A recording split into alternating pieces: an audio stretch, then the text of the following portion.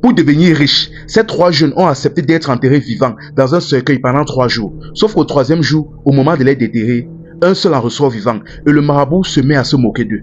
Histoire vraie, l'affaire se passe, je ne donne pas le nom du pays, sinon les Ivoiriens vont encore me déranger dans les commentaires.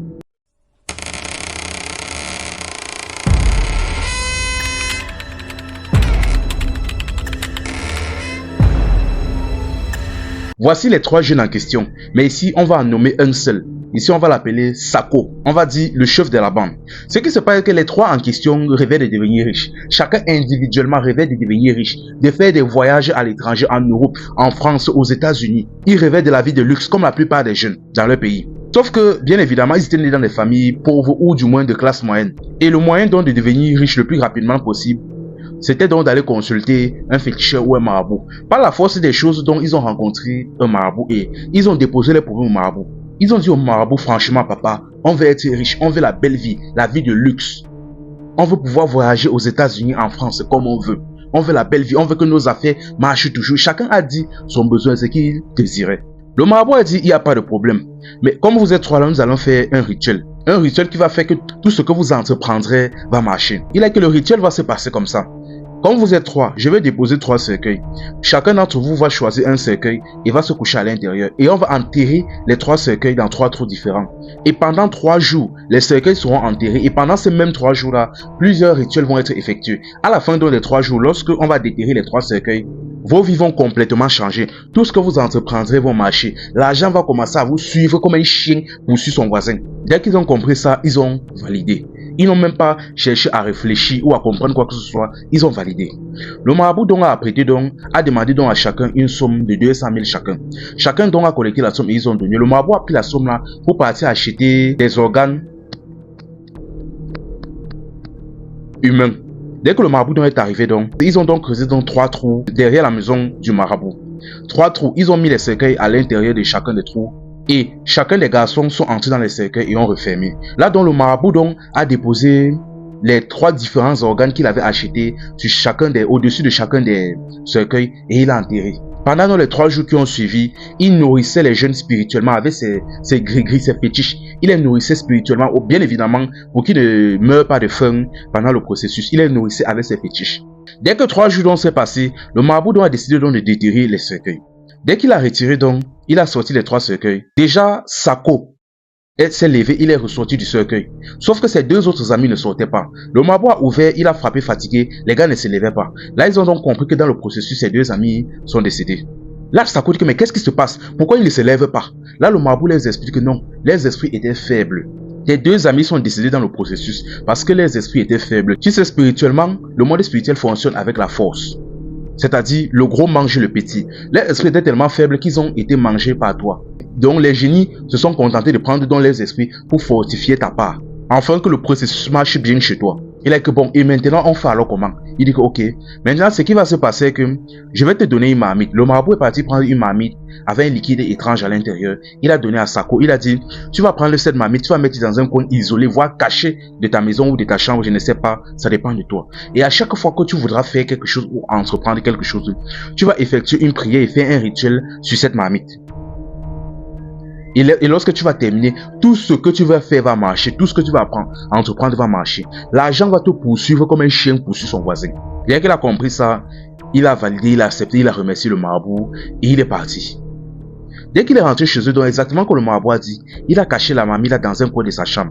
Et il a commencé à faire les rituels. À chaque fois qu'il voulait lancer un business, causer avec un client, il faisait le rituel. Lorsqu'il devait discuter avec un client ou un partenaire, le partenaire en question acceptait tout ce qu'il disait. Même si les prix étaient bizarres, il acceptait tout ce que Sako disait. Là, Sako a compris que le rituel marchait. Sa vie a commencé à changer. Tous ses business ont commencé à grimper. Et il a commencé à devenir, c'est ainsi donc qu'il est devenu millionnaire.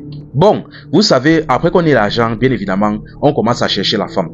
Un jour, donc, il a rencontré une femme et il est tombé amoureux d'elle et il a mis la femme chez lui. Maintenant, il a commencé à vivre sa vie tranquillement avec la femme. Sauf qu'un jour, donc, quand il a fait le mougouli, les bibons avec la femme en question, ce que vous connaissez là, la femme là était en période. Et malheureusement pour lui, il y avait une règle, une condition que le marabout de lui avait pas dit. Il ne devait pas faire la chose avec la femme quand elle est en période.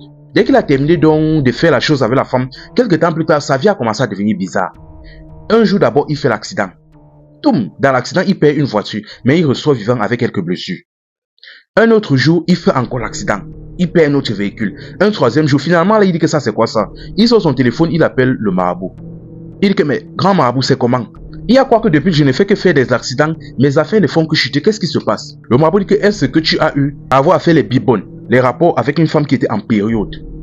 Le gars dit que, oui, j'ai une copine là, pendant une période, elle était en période, oui, on a quand même fait. Il dit que, voilà, tu n'aurais pas dû faire ça. Il dit que, mais tu ne m'as pas parlé de ça. Il dit que, non, tu n'aurais pas dû faire ça.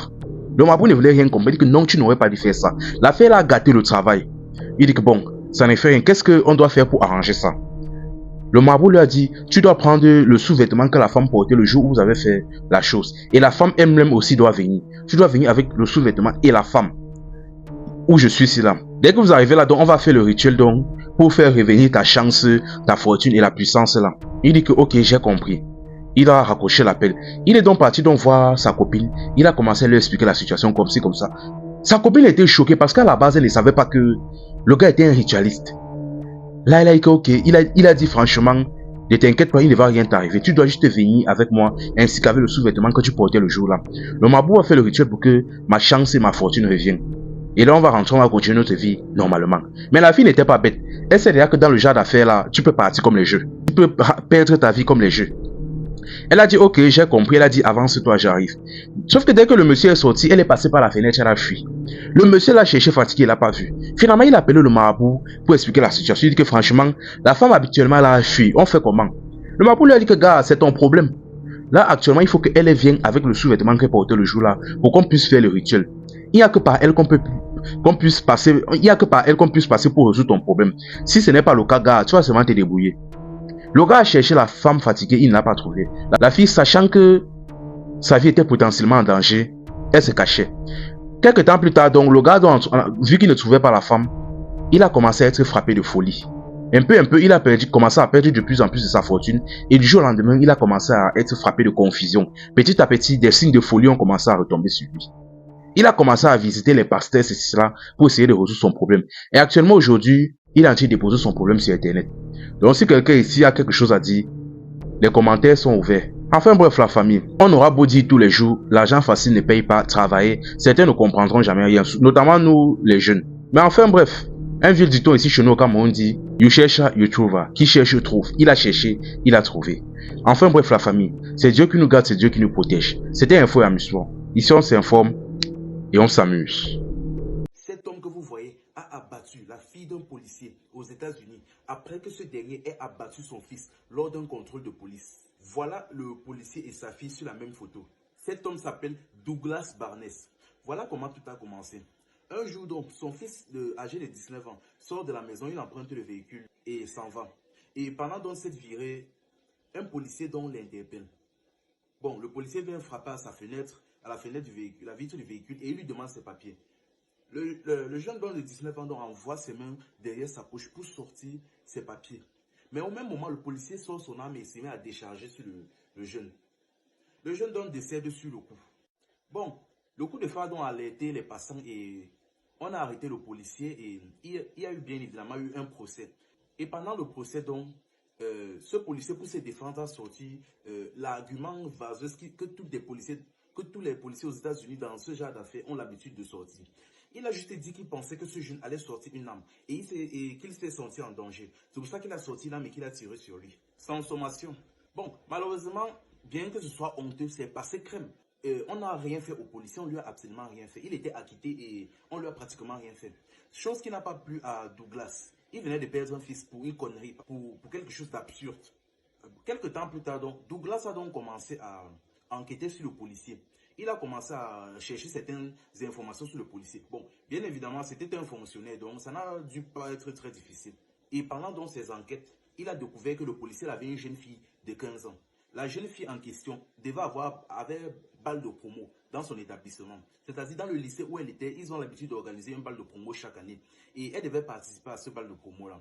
Douglas est donc armé d'un AK-44. Il a caché derrière, il a caché sur lui et il s'est placé dans l'établissement. Il est resté un certain temps et lorsqu'il a vu une voiture arriver et il a vu la jeune fille du policier en question descendre, il a rapidement sorti son arme et il a déchargé. Je dis bien déchargé, vidé littéralement le chargeur sur la jeune fille de 15 ans. il a vidé le chargeur sur la jeune fille. Et la jeune fille est décédée sur le coup. Dès qu'il a fini là, je te dis, il a tiré littéralement en public. Donc, il s'en foutait en fait.